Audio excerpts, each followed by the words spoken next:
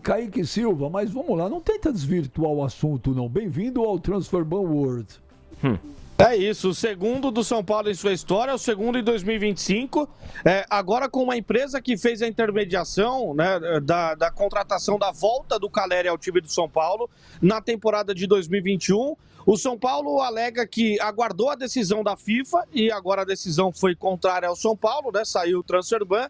Hoje pela manhã o São Paulo foi, na verdade, nem surpreendido, né? O São Paulo sabia que o resultado da FIFA poderia ser esse, por uma divergência na interpretação dos valores a serem pagos. É cerca de 1,5 milhão ali de euros, de dólares, desculpa, que o São Paulo tem a pagar pela transação, por essa empresa que foi intermediária, uma empresa ligada a um dos empresários do Calleri, um dos representantes do atacante argentino, que nessa temporada pouco jogou, né? Ele teve um problema de ligamento cruzado anterior, passou por cirurgia e deve retornar na próxima temporada, esperança de gols sempre do São Paulo. São Paulo que volta a campo daqui a pouco, né? Informações, inclusive, dos arredores da Vila Belmiro, de pouca movimentação, devemos ter um público baixo.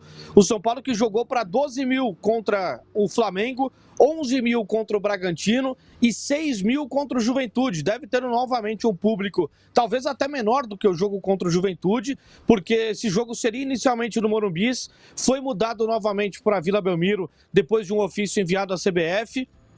Uma tentativa também da diretoria de tentar diminuir ou até mesmo calar alguns protestos que estavam programados para o estádio do São Paulo, e aí o torcedor, pelo horário e também por todas as condições, o torcedor da capital deve deixar de ir para esse jogo do São Paulo, a despedida do São Paulo como mandante contra o Internacional. Dois times que vieram de goleadas, né? O São Paulo tomou 6-0 na última semana, o Internacional tomou 5-1 e agora eles se encontram em momentos distintos, o Inter brigando contra a parte de baixo da tabela, está com a corda no pescoço ali na zona de rebaixamento, e o São Paulo ainda sonhando com a 8ª colocação por uma vaga pré-Libertadores. Estão confirmados, tá, Benja, os 5 retornos do São Paulo que a gente falou ontem sobre a possibilidade. Além do Rafael e do Sabino, que estavam suspensos, também voltam à lista de relacionados o Luciano e o Ferreirinha, 2 atacantes, e também o zagueiro Arboleda. O provável São Paulo tem dúvidas em praticamente todos os setores, né? Porque resta saber em quais condições retorna, por exemplo, o Arboleda.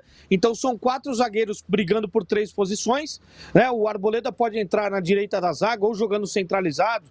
Poderia jogar, inclusive, ao lado do Ferraresi e também do Alan Franco pela esquerda. Se o Sabino for o escolhido e o Arboleda ficar no banco, aí a formação pode ter o Ferraresi pela direita, o Alan Franco centralizado e o Sabino pela esquerda. Né? Na faixa do meio campo, pela direita, o Cédric Soares deve ser o dono da posição. Na esquerda, o Ferreirinha disputa a posição com o Patrick, o lateral esquerdo do São Paulo, garoto que vem da base, já está há um certo tempo no elenco principal e não vem, né, correspondendo às oportunidades que ele tem ganhado com o técnico Hernan Crespo. Então o Ferreira pode atuar novamente fora de posição, né, jogando ali pelo lado esquerdo do time do São Paulo como um ala. Na posição central ali do campo, né, são praticamente 5 volantes, Pablo Maia, Alisson e também tem Bobadilla, Marcos Antônio e ainda o Luiz Gustavo, brigando por 3 posições. São Paulo deve ter 3 desses 5 jogadores na função, expectativa de repente, uma formação com o Luiz Gustavo ao lado do Bobadilla e do Marcos Antônio, com o Alisson e o Pablo Maia no banco de reservas, porque dos 5 jogadores são que estão em pior fase.